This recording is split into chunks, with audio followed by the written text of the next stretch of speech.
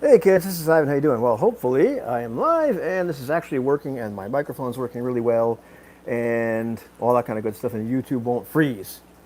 But anyhow, today I played, I guess what's going to be session 6 of the game that I'm running for the kids at the library. And once again, we played in Witch Island. And so we're talking little bit about that and what happened and some of the stuff I had to do and stuff I've encountered and the kind of stuff I talk about in this series about running games for kids at the library virtually via Zoom and also running 5th edition Dungeons and Dragons for the first time. And what have my experiences been like? So we started off today. The young man who had been kind of like freezing and having things going back and forth didn't show up. We did get a mystery person come in with a mystery name. I thought might have been him at first, but then he happened to say that hey, that the room has been leaked or something, and I just wanted to let you know. And I asked if it was him, and I got no response. So I finally ended up kicking this person out, and they came back with the same name. Then they came back with a different name, and they were in the waiting room by that time. I didn't have a waiting room set in the meeting initially because I've only given it out to these people. So I'm not quite sure who that might have been. So we'll have to find out. But of course, Zoom will let you just kind of close the room down at that point, which is what I did. So it wasn't an awful thing, and maybe it just turned out it was him, and I don't know why he wouldn't identify himself, but I have no clue what actually happened. So we'll figure that stuff out. One of the names they came back with was "Please let me in." I'm not sure if it was him. He would have just put his own name there. So I have no clue what the heck that was. Some of the challenges of running with Zoom and online platforms and all that kind of good stuff. But Zoom has done a bunch of stuff too. It's with its security, so it's not so bad. I think because they've had so many people using it. It's been a unique time in history for companies like that to really have had to develop their platforms and software really fast. And Zoom gets used by a lot of other things that I am involved with. So I've really got a chance to see that kind of evolve over time and see how it works. I had an interesting thing happen too. I'm not sure if it's a Zoom update or if it's an update to my iPad. But I used to get the Brady Bunch thing. I generally just do it in this horizontal mode like I'm doing right now, and I'll get 9 people. If I'm in a meeting or something like that with a bunch of people, it'll max out at 9, or used to max out at 9. And now it maxes out at 16. It gets the 4x4 thing, which is a little harder because if you have a room full of lots of people, which I am not having happen to me, at Zoom at the library, it's hard to see them. But anyhow, it's not here nor there, just something I noticed. So we left off our intrepid adventurers at that point in a really tough spot. They had split the party once again. One group of people went and was kind of following up on what the bullywugs had said. There's gold in them, our hills. You go get you some, and go rescue our people. But only a few of them had gone that direction, and they ended up at this one point where they were ended up climbing up some trees, finding these tree houses that looked kind of interesting. It turns out these are where my warlock lived, but my warlock's not stupid, and was kind of watching to see what actually happened. So these three enter the warlock's place. They see all these things in jars. It looks kind of like almost like a mad scientist or the laboratory or I'm looking for the right word, a museum with a bunch of specimens in jars. And of course, they're really bizarre, awful specimens. But I don't want to get too grotesque with these kids, but all kinds of incantations written on the walls and in charcoal and maybe blood and maybe who knows what else. So they're all kind of freaked out by this place. And all of a sudden one of the jars knocks over and another one knocks over and they can hear something smash. And what that was the Quasit familiar of this warlock. And you know what I found out about this Quasit familiar doing my video talking about, Ivan examines 5e D&D is this Quasit can't attack. So I wasn't sure what I was going to do with this particular Quasit. But the idea was that he noticed that they were there. And, I decided he was going to make his presence known by accident. In the meantime, the Warlocks just kind of watched them to see what they do. They didn't do anything very interesting. They broke a couple of jars. They kind of thought that was funny. There was stuff there for them to find if they wanted to, but they really didn't look around. So, okay, no big deal. Doesn't make a difference. And they climb back down the tree. They climb back down the tree, and they get greeted by an owl. Why did they get greeted by an owl? Let's back up a little bit. The party had been split. The other two rangers had gone the other direction, trying to find this crewman Jonas who had disappeared off the boat of people they'd brought over here to Witch Island, who they realized had been dragged off by something, and had been dragged off by a bunch of sea spawn, which you can find in I think it's Volo's Guide to Monsters, and they were the thralls. I decided of this sea hag, and so what I've been doing lately is I've just been using the full hit points in the books, which I've heard tell they're a little bloated at times. And we found out at some points here, it's a lot. There's a lot of hit points involved with some of these creatures. And, I'll talk about like my experience in another game. Maybe now, maybe later about the other side of that coin. But they turned out to be a little bit difficult to kill. Not that I had some kind of encounter base for them, but if you recall from last session, these two, go to the cave mouth. They follow the trail, and they see a couple of these, just hideous. I didn't call them sea spawn. I just called them these, these guys that look like, they have been in the ocean. In fact, one of the players actually said, "Well, did it look kind of like this?" I'm like, "Yeah, kind of like that." I think they were talking about the old Pirates of the Caribbean movie, where the people are just covered with seaweed and look, particularly awful. And there they are with the sea hag, which I did not call a sea hag, and she's, saying thank you for this, but I'd really like to get myself a baby. And of course, the hag wants babies because that's how they reproduce. Sea hag or another hag has got to eat the baby, and then they get to have a daughter and make their coven bigger. These are not things I said to the kids. It's just something I know is what's going on. So they had last adventure. They decided to attack the sea spawn of this hag. It did not go particularly well. I realized upon another reading of the hag I did something wrong, and it turns out one of our Dragonborn ranger had actually he had made a save about being afraid, and I forgot when I was flipping back and forth trying to manage all this at once. I made a mistake. It's okay to make mistakes, kids. And I let her use her death gaze on him without him being scared, and so that's what actually brought him down to 1 or 0 hit points. I'm not going to belabor that and say, "Oh gosh, I did something wrong." This is just what happened, and we'll move forward because I'd already talked to them. They even asked, "Well, what happens if so and so dies?" I'm like, well, "It's okay. We talked about already when you guys started out. You did not want your characters to die. They won't die. They'll be captured. Something will happen. We'll find out." In fact, he was captured, but I'm getting ahead of myself. So, well, maybe not, because at this point, we open up the scene right there. The young girl playing the other ranger decides. I talked to her before the session. I said, she hadn't been able to decide which kind of animal companion she wanted, because she wanted to be a Beastmaster Ranger, which I've talked a lot about on this channel. And she's got a cat and she's got an owl. And I said, gosh, it's really kind of too bad that you didn't decide maybe to have one of these animals there, like say an owl, that you could say, "Hey, fly off and go find the other guys and tell them we're in trouble." She goes, "I think I want to do that." I said, "Okay, I think that's a pretty good idea." So we decided her owl was going to be her familiar. And I didn't want to strong arm her into it, but sometimes I found with the kids, you kind of have to give them some suggestions. And if they say, "No, I don't want to do that," you back off. But I've done this for a while. I kind of can read it. This probably would be a good idea right here. And she agreed that would be a great idea. And she's blowing her horn, and she realizes she is in trouble. So I stat out this owl. I did some work beforehand, and I realized I didn't want to use a regular owl stats because I wanted to give her a familiar. It was kind of cool. And I was kind of like, I made it somewhere between the Bloodhawk, which is a fairly, the more powerful creature, and the giant owl. The giant owl is, in fact, giant and is a large-sized creature, bigger than you're really allowed to have as a familiar. And I thought it would be kind of ridiculous, even for a medium-sized creature, for this elf to have this, medium-sized creature on her shoulder. So some kind of big owl. It's kind of amorphous. What this thing really is doesn't really matter. No, it's a pretty, I gave it the rest of the boost from the Ranger Beastmaster thing, and more than likely, for the most part, I'm not going to have things shooting at this owl. It's it's kind of there for fun and for flavor, and I'm playing it, I won't say fast and loose, but a little fast and loose. I've got the stats for the creature down. But okay, so this creature is also more intelligent than normal. So more intelligent than a normal owl. It's kind of stupid compared to you and me. So it flies off. I let her do that. And then she tries to, she's surrounded by a few of these creatures, these sea spawn, which at this point they decided, I decided that the hag was going to tell them to seize her rather than to beat her with an inch of her life, because I'd already attacked her once. And so I had them grapple. I found some interesting stuff out with the grappling rules. I noticed this before. I have to go back and make sure I'm not missing something. But it seems kind of odd in the game that you can grapple somebody, you make your opposed roll, but then once you're grappled, you can choose to not be grappled and try to make this roll again. So very often it seems like you're only going to be grappled as long as once you stop fighting and stop trying to be ungrappled. There's not a condition, as far as I can see, where you're just completely 100% grappled and all that kind of stuff. With my voice cracking, I guess I'm, hey, I'm really not as old as I thought I was. This is grappled. So I'll have to reread that a little bit more and make sure I have a good handle on that. But she was able to break free. She actually told me what she wanted to do, which is great. She said, "Can I flip over them?" I said, "Let's find out." She wins her little contest of strength and athletics and all that good junk. She is able to leapfrog over them, and so tries to run away. She does a little bit of I think I let her do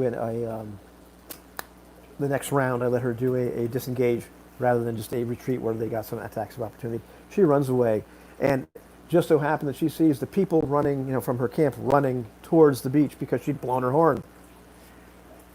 I encountered here a little bit. There's a few times during the session where I really need to lay some more ground rules down with the kids and figure out how to do it nicely. Not just be like another mean adult in their life, or how we're going to handle things in terms of procedure, because they will tend to kind of try to talk over each other and talk roughshod over me sometimes. And I don't want to kill their exuberance. I don't want to kill their enthusiasm for the game, because it's funny. Because at the same time, they will often raise their hands, say, "Can I do this? Can I do that?" And the kids, I understand, they're kind of programmed to be that way by school culture, and I'm sure they're going to school in Zoom sometimes, so they have that kind of stuff going on. Don't want to squelch that, but I want to make sure, like, okay, well, we've decided to do this now. Here's what's happening, and I've narrated this far, and now we'll get to the next part. I don't want to curb their enthusiasm entirely. I don't want to turn them into obedient little RPG players that don't think outside the box, that sort of thing. But so I'm kind of navigating. Okay, that's enough. let's move on here, because at this point she really wanted to get the rest of the people to turn around and help her attack the Sea Hag and everybody else and rescue Reiner right now, the other ranger, and these other guys just weren't having it. I let her roll an influence roll. It didn't go well. She wasn't able to influence them. And at that point, I had to kind of a persuasion, and I had to let her know that, like, at this point, like, all this other stuff you're narrating, that's kind of rolled or folded into your persuasion roll. These are the things you're doing. Your roll persuasion, it didn't work. Now, rather than trying this again, we're going to kind of move on. There's other things that you can do. So we had a bit of a moment of trying to sync the kids back up in time, because not only were they separated via distance, but they were separated in time, because just the way narration went, the fellows that had gone up the mountain had a little more time elapse than the people down on the shore. And that's just kind of, I probably could have done that better, but here we were. So that gave us the amount of time for the owl to fly that way to actually find them. And she ends up going back to the beach with the rest of the crew there from her boat. Oh my gosh, Reiner's been taken prisoner. What do we do now? And finally, the others make their way back to the encampment. So we all get them back together. And I noticed during the game, and I've noticed in the past, there is kind of like a shouting match or a contest of wills. And there are a couple kids there that are a lot more vocal in that manner. And of course, in every party, there's always going to be somebody that's the most vocal. In adults, that tends to make more of the decisions. Sometimes because other people aren't making the decisions. And I definitely have a couple of players there. They're less involved in the tactics. These happen to be the younger players. They're more interested in what they're going to do at a certain point in time. But when it comes down to like a big decision about what the group is going to do, they're either less confident or less interested, or both, which is not that different than adults very often. You'll find people that do that. But I want to make sure that I'm not misinterpreting this. So I've been careful to try to say, and what do you think, so and so? And so I may have to start using the mute button, like actually, like physically muting people when they, keep shouting over other people, and see how that goes. I might have to do that a couple times. I didn't do it this session, but it may be a place I need to kind of exercise some more adult authority over my players at moments, just to allow the other ones to speak their piece as well. But, it's kind of interesting to see that sort of dynamic. And is this just a player that has more plans going on or not? We also had a good laugh over gunpowder, because this one young man has been talking about gunpowder the entire time, and I guess the last guy that ran a game for him but had things like cannons and gunpowder and whatnot in their game. This is not something I really want. This is not something we discussed. But I'm trying to stay away from that kind of stuff. I don't want another layer of complexity for me in the game. So it's been kind of funny when the other people are starting to look at him. He's delusional. This thing called gunpowder, and nobody else is with you has ever even heard of this thing called gunpowder. And is Bob Oakenshield having some kind of delusion? We laughed about it a little bit, and I was able to kind of steer him away from discussions like that. Now it's kind of more of an in-joke than anything else.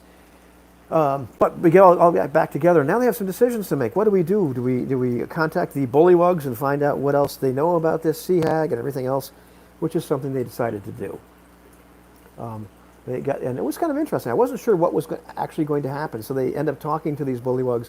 They end up making a plan to actually go and have a real raid upon the Sea Hag, and see what they can do as far as that's concerned. Because beforehand they did a little bit of recon, and they couldn't find her at all. She was really kind of laying low. In the meantime, I made some stuff up. I was trying to figure out what do I do with this kid now that's been captured. Originally, I thought both of them were going to be captured, but one ranger got away. But our Dragonborn ranger, well, he was knocked out at that point by the death gaze. It's interesting too. The kids kept asking, "What is that? What spell is that? What exactly is that?" And it's funny. I almost got this feeling they were going to look it up, or and I wondered about that. I'm gonna have to ask them about that at that point. Like, why are you so interested in knowing exactly what it was? And I wonder how much of that is them being programmed by maybe other games to think in that manner. And I mean, like things like Magic the Gathering, or other games, to think of powers in something that, like, you can look at it, you can read it. It's a thing. It's a physical, commodity. It's funny that they asked me that, because I recall, like, playing back in my day when we were playing. We didn't think that way. We just hadn't been exposed to that sort of thinking or idea. We were just like, oh wow, the sea hag can do what? And we didn't think of it as, like, I wanted to know all the details about it, or, as a player. When it happened, your basic reaction was, oh shit, if you'll excuse me, as opposed to, like, wanting to know exactly what it was. Um, the spell-like powers of demons and whatnot. They were spell-like. At least that's the way that I grew up thinking, or learned to play games. It wasn't something where I was trying to dissect what they were doing and understand it. It was more like, oh crap, now what do we do? So it was interesting to see them react in that manner. And so at that point, they made some tactical decisions. How do we handle this? It was interesting. They decided to get the bullywugs on their side. Let's go attack this, hag en masse. And of course, the bullywugs are scared out of their mind of the hag. The hag's eating their people.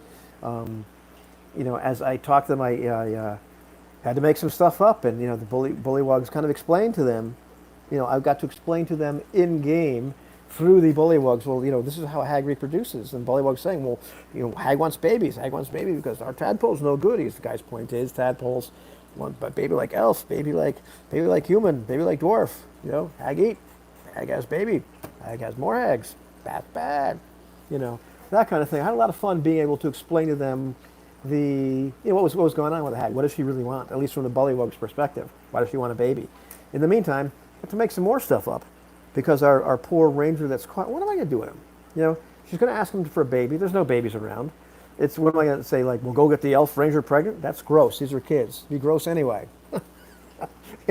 The internet's full of discussions like that right now. Let's not go there. Why would I go there in the first place? But, like, I'm thinking, what do I want? What would she want besides a baby? And I decide, well, she wants something that's up in them, our hills, under the fourth dome. Get me the Eye of the Serpent, because Eye of the Serpent, that's pretty cool. Big old thing that looks like a cat's eye, and it's got some kind of power. And it's under the fourth dome, something they can, go get. Like, she's going to put them on a quest. Well, how's she going to put them on a quest? You look at the stat block for green hag, and you're not going to find, or sea hag, you're not going to find all that kind of stuff. But I remembered to myself today at some point, dude, you can make stuff up. And I hadn't really been thinking about this too much during the week, because I got a lot of stuff going on. Girlfriend is not doing very well with her cancer, and back in the hospital today, as a matter of fact, all that kind of stuff. So I didn't have time to think about it. And it just dawned on me, dude, quit thinking like that. You're old school. Just make something up. So I made something up and decided that she could put a tattoo on his forehead, magically.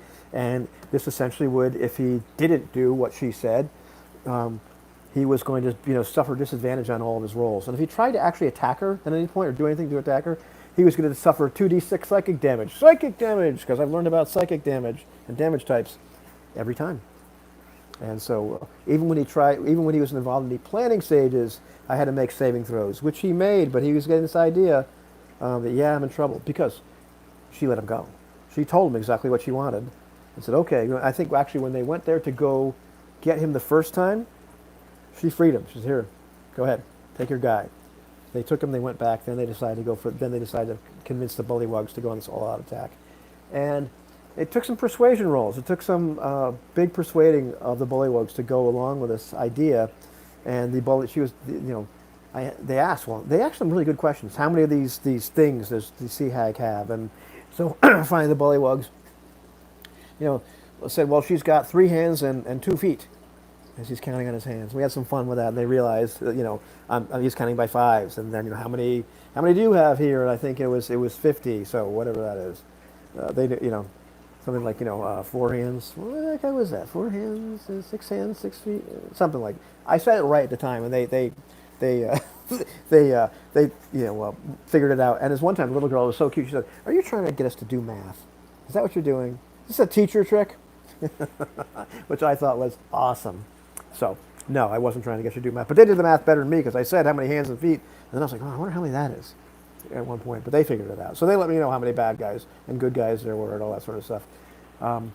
Really tough sell for the Bullywugs, but I figured, okay, they're going to go for it. The reaction roll was just good enough, or the persuasion roll, that they're going to go this. But that was really difficult because these Bullywugs are scared to death of this green hag, or a sea hag. And now, well, we got a battle on our hands. This is going to be a thing.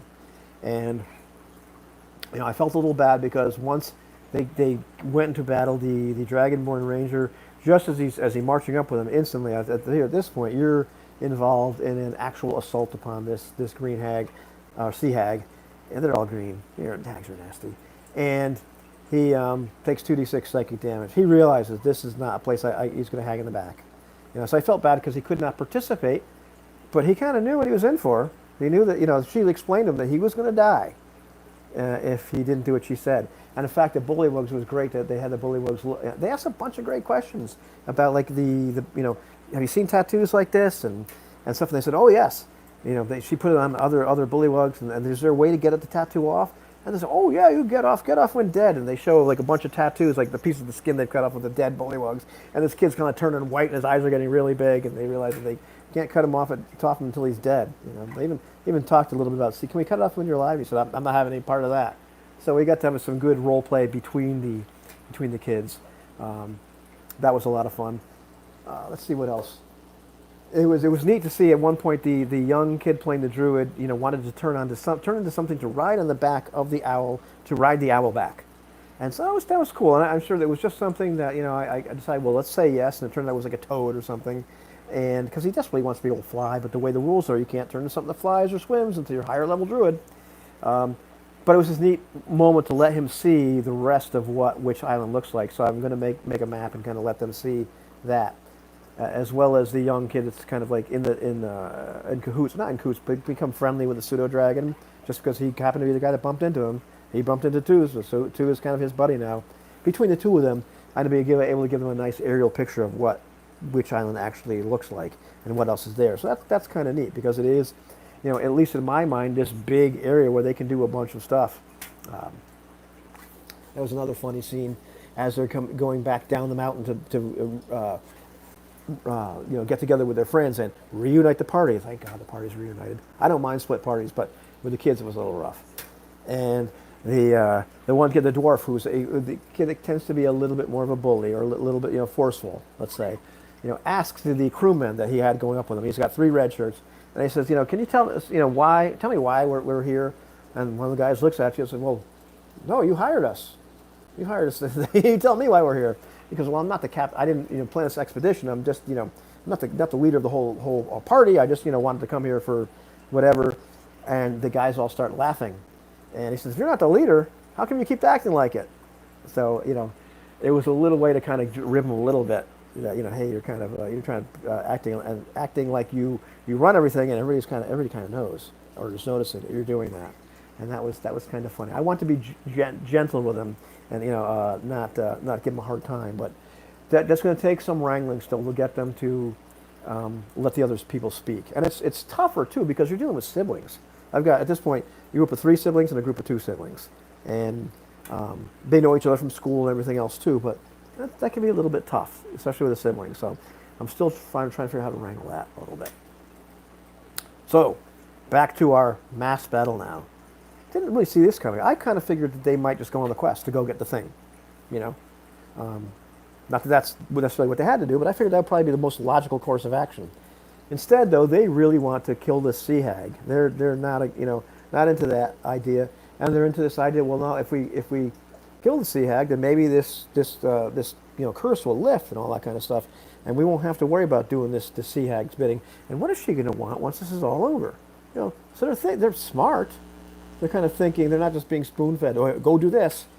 They're thinking of other other options, and so now I had to handle kind of like a mass battle at this point. And I didn't, I haven't spent enough time with the rules to kind of figure that stuff out, and I really didn't want to deal with multiple combatants and whatnot. I mean, at this point, we had like quite a few, many hands and feet of bullywugs and the men from their ship, which there's about 23 of those guys left, and the thralls of the Sea Hag and the Sea Hag, all that kind of stuff.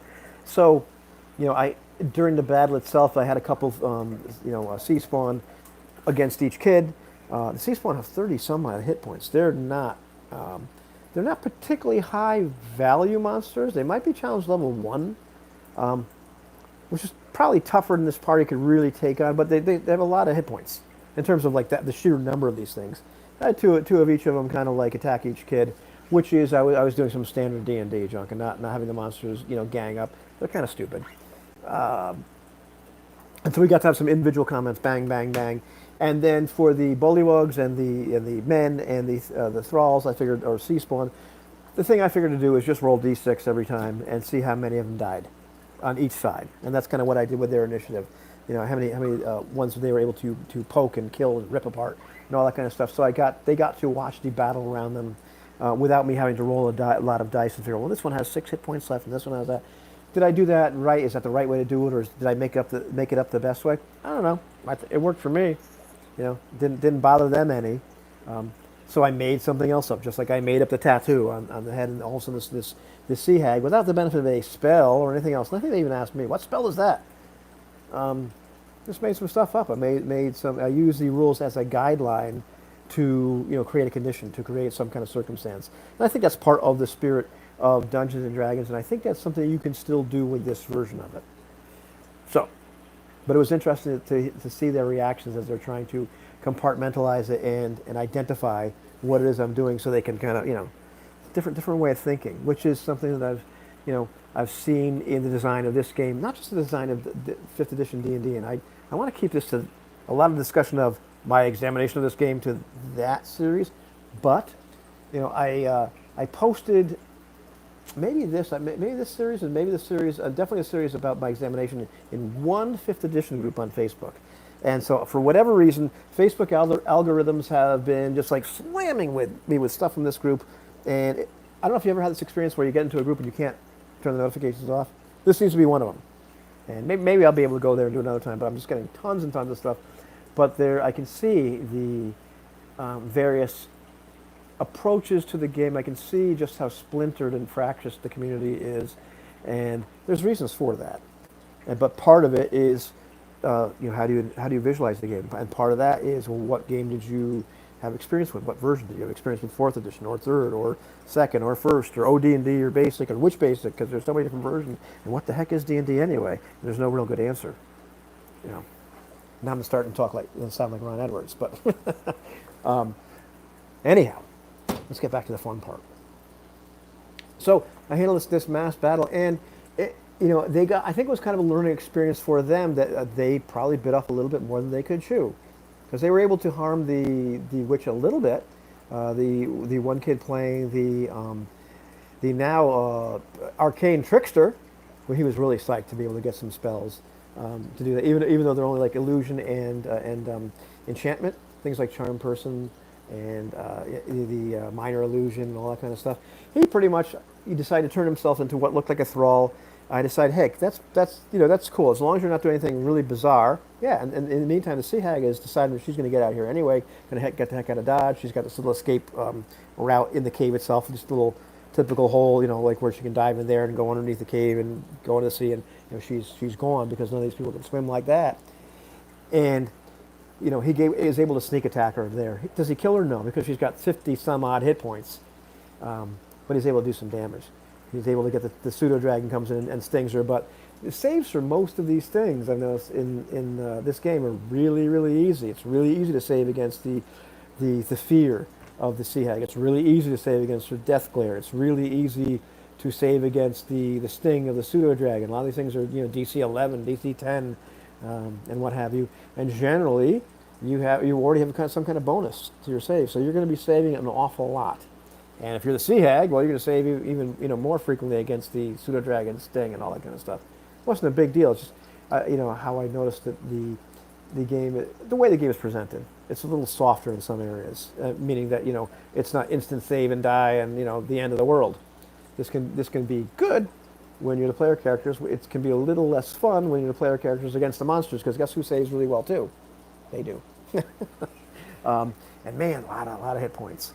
I was kind of dumbing down the hobgoblins in the adventures earlier because I just wanted them to kind of not be too difficult. They weren't warrior hobgoblins; they were just sailor hobgoblins, and so I played a little fast and loose as far as that is concerned, because I made some stuff up and just altered things just a little bit, for the sake of the kind of experience that the kids were looking for, and to kind of not dwell on that sort of combat. I did find the combat was slowed down a little bit still, and this is mostly because I think what I'm going to have to do is really start to have the kids, every time that they roll something, I'm going to say, okay, roll this, and they're going to ask me, what do I add to it? Look at your sheet. And I have to get them in the habit of doing that and internalizing, I need to add this number to that number. They're getting better at it, but they're still asking me, and there's a couple times that they don't remember, like, which die to roll. The young lady asked at one point, I can't remember if I said this in the other video, can I just roll everything at once, like the damage and the hit? Brilliant. Like, she's inventing game mechanics or procedures that have showed up in other games. You go, that's smart. Yeah, go ahead, do that. There's hope. And so I may have to have them do that, because as it was their turn, the only thing that was really slowing the game down or the combat down was them forgetting stuff or not remembering the kind of die they need to roll. And so I think I'm going to have to slow the game down a little bit more and have them work through that until they get really used to it, rather than telling them all the time. I think it's time to get them to be responsible for that. So then when I say, okay, so and so, it's time to roll for this, they're going to be able to do it. So I'm going to have to bite the bullet on that, I think, or go into a little bit more teacher mode, or like, it's time for you to learn for yourself how to do this, because that slowed things down. The young lady said she said some really funny things, that are kind of like she wants to be a game designer, or that she's discovering some of the same things that we've discovered over time, and maybe it took us longer to discover these things. She said at one point, as she's kind of waiting for things to happen, as she wants to declare an action or her intention for something that's going on, she said, well, not teaching math, just teaching procedure. Not that bad, man. It's not real hard math. She said, yeah, it's this whole turn thing where, like, one person goes and the other person goes. Like, things should just all happen at once. I'm like, you're inventing game mechanics, honey. One of those things we all of a sudden know. So, hey, is there another way to do this? Is there another game that does this differently? So that made me smile as she kind of said that, because she's kind of thinking like a gamer, thinking outside the box, wondering what else can you do. So we finally left it at the Sea Hag escapes. Both sides take some pretty horrible losses. She is how old are the kids there? There is an 8-year-old, a 9-year-old boy. There is I think she's 10, and then there's an 11-year-old and a 12-year-old. Yeah, that's the range. So they're kind of like up. So she's 10 years old. Smart kid. They're all smart kids. They really are. There's a bunch of smart kids in the group. I really enjoy playing with them quite a bit, despite the fractiousness, despite all that, despite some of their difficulties, figuring out what to do. They actually had a great planning session. They had a great. I'm not going to break out the probability math.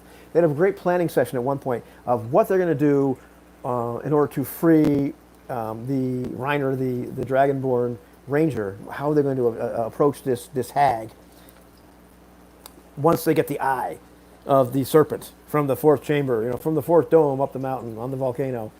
And they were arguing back and forth about their plans and how we're going to do this and everything. And I said, guys, you are forgetting one thing. And one of them actually was the young lady said, we don't have the eye yet. I said, yeah, you got to go do that first. But great planning. But we've kind of drawn the session to a close, where the battle just ended. And both sides have taken some pretty bad losses.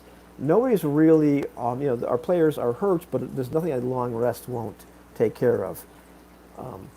But they didn't necessarily accomplish anything. What they've really accomplished, at the end of the day, is they haven't harmed the hag. They've killed a few of her sea spawn, kind of whittled that down a little bit. But they've lost some of their men. They've lost some of the people, probably about 5 or so, people that came on the ship with them. The Bullywugs have also taken some pretty bad losses. And now, the Sea Hag that had this kind of truce with the Bullywugs, well, that's not going to happen anymore. They've made, they have made her mad, and she probably will take retribution. So they kind of found they're going to find they haven't really solved anything, and this might be a learning experience for them. If they weren't able to completely take her out because things like that are hard, well, now what do we do? And they're going to start to realize some things are bigger than them, or at least bigger than them right now, and that also that other people aren't necessarily going to do what you say all the time. Just because there's all these bullywugs there and all these people these sailors you brought around the ship, doesn't mean that they're pawns or slaves, and it doesn't mean that they're willing to sacrifice for themselves for you all the time. So it'll be interesting to see how that plays out now. Not that I want to make things dark and dismal and grim, but you make choices, and sometimes they work out, sometimes they don't work out, and there's consequences. And there's still the matter of this, essentially, Gaius on this kid, who didn't die, but that was part of the selling point of the game is, death is going to be off the table, but instead I want to concentrate on things like capture and setback and, interesting consequences. Now we have this interesting consequence. Until she takes it off of him or they kill her, and they're not even sure if they kill her, whether that mark is going to go away or what's going to happen. He's kind of stuck. And then, is she really going to live up to her end of the bargain and take it off? Well, I guess we're going to have to find out. And so that's kind of fun. In the meantime, the other warlock, well, they've just kind of followed them and seen who they are. That person's still there. That's another. There's a lot of stuff on on Witch Island. Which island that they'll be able to interact with. So, I'll cry. I'll be okay if they leave and go do something else. But there's a ton of stuff for them to do there. So it's neat to see them kind of figure out, like, how are they going to play this game? How are they going to interact with each other? And it's also one of those things we have to look at. Okay, how am I going to wrangle them and be the adult, but allow them to kind of rein them in a little bit, but not rein them in so much that I squash them in terms of their creativity and I don't want to turn them into obedient little gamers that just do things on their turn and think in that way. I want them to think outside the box and reward some creative thinking and what have you. Just have to work a little bit more on their consensus building and team building. Man, all of a sudden I'm working for corporate America. We're going to work on team building. It's going to be a team building exercise today, kids. The other thing, which really has nothing to do with this game, but has to do with this game, I'm playing with Aloy and Jose and Aloy's daughter in our game that Aloy's running. It's really great. He's running it also with an NPC halfling rogue kind of guy, and we're not using the sidekick rules from Essentials or from Tasha's Cauldron of whatever hideous laughter, Cauldron of everything. He's just playing like a normal NPC, except he really doesn't do very much. Unless we ask him to, and he also assists us during combat. He uses a lot of the assisting, the aid and other action, which is great, gives us advantage all the time. That's awesome. But we managed to really just blow through like the stuff in the first dungeon, if you will, with the bugbears and this wizard and everything. And we're at 3rd level. He started us off at 2nd level. We gained a level, and Jose's got a ranger, the hunter type ranger, and he's done really well in terms of fighting against humanoids and working them out that way and taking the right kind of path, if you will. I've noticed there's still lots and lots of feats in 5e. They're just disguised. They're worked into the classes, and there's kind of like little feat trees that you can sort of take. And playing the evocation wizard, I am finding more about like how useful sculpt spells is, even though it's worded very horribly, with the things like burning hands and whatnot, or what's the other thing where you just kind of blow off a bomb in the middle of shatter, a sonic bomb is really what you're doing. And also our cleric has some pretty devastating. I forget what kind of cleric she is. She's got some kind of holy, God knows what retribution, end of the world sort of area of effect spell, some kind of bolt of death. The point is, we are ridiculously overpowered right now. We do this crazy amount of damage as 3rd level characters, and well, I'll have to examine that more, like what the experience was like. But man, we were just doing. It was fun, but these guys didn't have a chance. We were, Jose's Rangers are Cuisinart, just doing ridiculous damage. With something like Burning Hands, as long as I had them, in a spot, and I could maybe cast it as a 2nd level spell rather than as a 1st level spell. And of course, I'm enough of a gamer to do the math and sit there. Okay, what's my best bang for the buck? Is it to use Shatter here and use so many D8 or this many D6, and what's the average damage going to be, and blah blah blah, and bam, lots of fun. I have no idea who Grezd is. Don't tell me because he's probably somebody we haven't met yet. Don't tell me because don't ruin the module for me. I haven't read it. But yeah, boom, we're taking these guys out like in short order with the spells that are doing a ton of damage, and with Jose's ability that's just doing a ton of damage, and that's just one of these things that I'll have to figure out more about that and then see what the experience of that is like, and how that kind of flavors 5th edition Dungeons and Dragons. It's something where I'm having to kind of, I really wish these kids hadn't taken spellcasters, because it's a lot more hand holding I have to do, or kind of explaining to them some more of the stuff the advantages they could have, because they really could be using their spells to great advantage, and they simply don't know how, and they're not necessarily thinking like that right now. So that's something that I have to try to work on coaching them a little bit more on. And it's a little bit tough to do it while I'm wrangling and doing everything else. So it was a good experience once again. I had a lot of fun. Running the game for the kids and seeing where they went. Because once again, they've surprised me. They did some things that I did not expect. I did not expect to end up in a mass combat thing. I did not expect them to go back to the Bullywugs and demand some more information. And I had to make some more information up about how much the Bullywugs knew on the fly. But it was cool to be able to do, like, not info dumps, but like revealing information about like what a hag is like through the other creatures they've already started to talk with. That was pretty cool. So it's been interesting to navigate it. It's been one of the parts of the experience I'm noticing about myself, not about the game, is very often I have to remind myself that yes, I can make some stuff up. I don't have to like rush to the book every single time and make sure is this right? Is this exactly how this creature works or whatever? Because it's D&D, for crying out loud. I know how to do this. And if I make up something that's maybe not 100% exactly right in terms of an ability or whatever, or throw something on there with a sea hag in terms of she can perform this little ritual and put this little tattoo on you that makes you do so, that's fine. I've done this for a long time. I know how to do these things, and they don't necessarily have to be 100% the way the book says they are, or pigeonholed. But as I'm learning the game, as I'm trying to really adhere to a lot of what the game says, and not just bring my own sensibilities of like, okay, I'm going to do it just the way I did other D&D, to try to play this game as this game, I have to remind myself every once in a while it's okay to be creative. And so it's skating that kind of line. When is it okay to make this up, and when is it not okay to make it up, in terms of integrity of the game? And it's going to be interesting to see if the kids get to the point where they start calling me on stuff and say, hey, that's not in the book.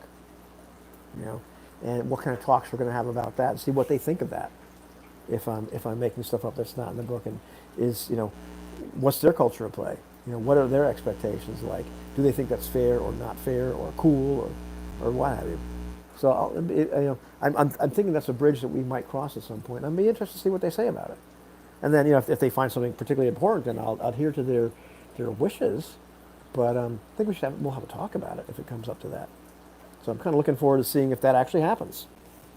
So that's all. 5e, Questing Jam says 5e feels more forgiving of making things up that could be unbalanced, something I may talk about someday. Yeah, I believe it is. I believe this is a little bit more forgiving in the way the game is written and stuff. And then, once again, I want to save this for a lot of my my other series. But there's a lot about this game that I like, and there's some parts of this game that I find could have been designed better, and parts of the game that I don't necessarily like from an aesthetic point of view. But underneath it, the core system is something that I'm really enjoying. That even though aesthetically it doesn't always spit out things that the way I would have preferred it, or that's part of my D&D idiom, which I'll talk about in the other series. I like the base of it. I think it has a lot of potential, and it's like a kind of fun way to play Dungeons and Dragons. There's a lot to be said for it. There's some other stuff on top of it, though, which I can go either way with. But the kids and I are having some fun at the library. That's the important part.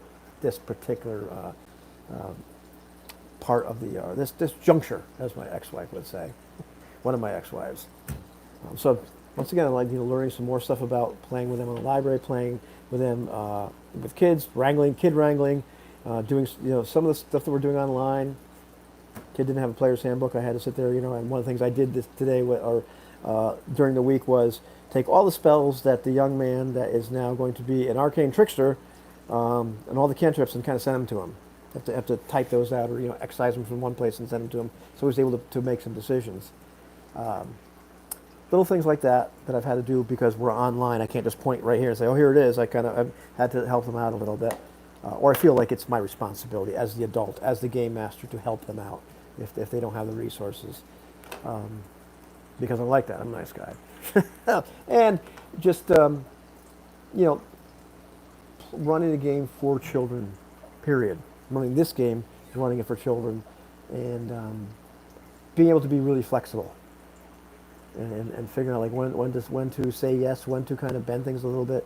What else did I do? There's one other thing that got bent just a little bit.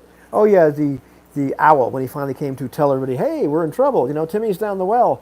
The one young man that's playing the gnome druid. Well, they can speak to small animals. Is that owl really a small creature? Probably not, but close enough. One other fellow actually could have cast speak with creatures or speak with animals, but did not. I think he might have actually been able to cast it as a druid. I think one of the other ones had some kind of, whoever it might have been. I was thinking more like do it that way, but he was like, well, I can talk to it because of blank. And so once again, why would I what can I possibly gain by telling this kid, no, you can't talk to him because an owl he's actually he's 17 ounces bigger than a small woodland creature. Really, just let him talk to the darn owl. Stuff like that. Anyhow, kids, this video is way too long, so I don't know what it says about you that if you stuck around with it that long, but you're a real trooper. So I'll talk to you later. Anthony's replied to a video in Circle of Hands. We'll talk about them another time. Yeah, we did play Circle of Hands this weekend. Have I ever had to say any hard no's to the kids? Yeah. Oh, absolutely. I would say a bunch of hard no's to them. What were they, Ivan? A lot of like, can I do this right now? It's not your action, or that thing is like you're asking for way too much. You're not this. One kid he wanted to build a catapult. He's like, well, it's going to take you a long time to build a catapult, like weeks, and you have to come up with designs. Have you ever built a catapult before? That was a hard no. Some of the plans that they've wanted to do, which are really involved, or actions where it's pretty there's several actions worth of stuff. And I've had to say, well, that you're really kind of reaching there, but you could do this much.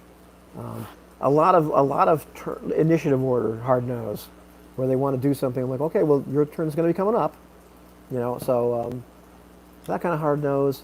Some of the stuff where they've wanted to make where they've wanted to make other people do things, and getting the basic like, well, no, they're not going to do that. They sometimes it's a persuasion roll, and sometimes it's like there's no way that person's doing that. So it's a lot of the hard nose in terms of that. So yeah, there's been actually quite a few hard nose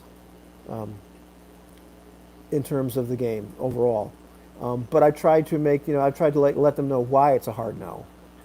And generally it's probably been those things: asking for way too much, asking for something that's way out of the scope. Like we want to burn these giant trees in the rainforest down. It's going to take you weeks just to get enough firewood to burn these giant trees down. But you could climb up them and go check out the tree houses, which is what they did. Stuff like that has been probably more of the hard nose that I've had to engage with them. And the way too many actions, or I want to do this thing, and it's like, and it keeps on going. It's like, okay, well, you kind of like you reach the end of that right about here. They have a lot of big plans. They have a lot of like, this is what I want to do, and and very often it's a multi-step sort of thing. They have some great ideas. And that's another wrangling. It's how to fit those and parse those up into what is your action going to be now, or what do you, especially if it's like if we're in a place where it's things are happening, not just in combat but in interactions with other people. It's like, here you are right now on the beach right now with your retinue, and so-and-so is a prisoner of the Sea Hag right now. It's nighttime. I think there might have been a point where there were things they wanted to do, and I said, well, at this point, do you want to take a long rest and heal all these hit points back because you got the crap beat out of you today? Did not say it quite in those ways. Or did you want, and all of a sudden, oh yes, I'd like to sleep. I'd like to get my hit points back. So I generally try to frame the no's and like, why am I saying no? Why is this, you know, why is this something you're going to have to do slowly, differently? Why is it something you simply can't do because of circumstance X? Those kind of things. Because once again, I don't want to squash their creativity, but I think it's part of their learning curve of learning how to state intentions in a manageable way, and to start to think like gamers, not in the not in the way where it's like really rigid and concrete like, but like, what is it that I'm really trying to accomplish here right now? Because they're very often they're asking for or narrating, they're narrating results, or asking for consequences or results, as opposed to narrating or declaring intention. They're declaring outcomes rather than declaring intentions. And so very often I have to let them know that you can't really declare outcomes. In certain cases, you can declare intentions. There's many times where you can say, I do this, that happens. Something that's simple. But when it's more complicated, when it's more difficult, then I have to let them know that it's really just tell me what's your intention. Okay, this is possible. This isn't possible, which is really funny because in many other ways, as kids, they can be maddening because they'll raise their hands or wait to speak to say, well, can I say this to him? I'm like, and I'm trying to tell, I don't laugh at him, but of course you can say stuff. You can say whatever you want to the guy. It's funny how the things they ask me, can I do this? Little simple thing. Can I use my greatsword to attack him? Can I do this? Yes. It's funny that they'll balk at declaring those kind of intentions or those kind of actions, but then when there's a certain sort of outcome that they're looking for, they very much want to declare that outcome. So it's a difference. They're hesitant to declare like how they do something or what their action looks like. They're more comfortable saying, I kill him, I knock his head off, but they'll say, well, can I attack him with my greatsword? Kind of funny. That's an interesting phenomenon. I'm not exactly sure what to make of it, but it's not that different than what adult gamers do very often, is it? Very often, like you all play with that person that will constantly narrate or declare outcomes rather than declaring intention. But at some point, they're just like, well, can we do it like this and play some of the Mother May I in another way? Really kind of fascinating how we are as people, isn't it? And kids are just people. They're adults with short legs. Anyhow, I'll talk to you guys later. Take it easy. I'm going to try to stop the stream now. Do I really want to stop the stream? Yes.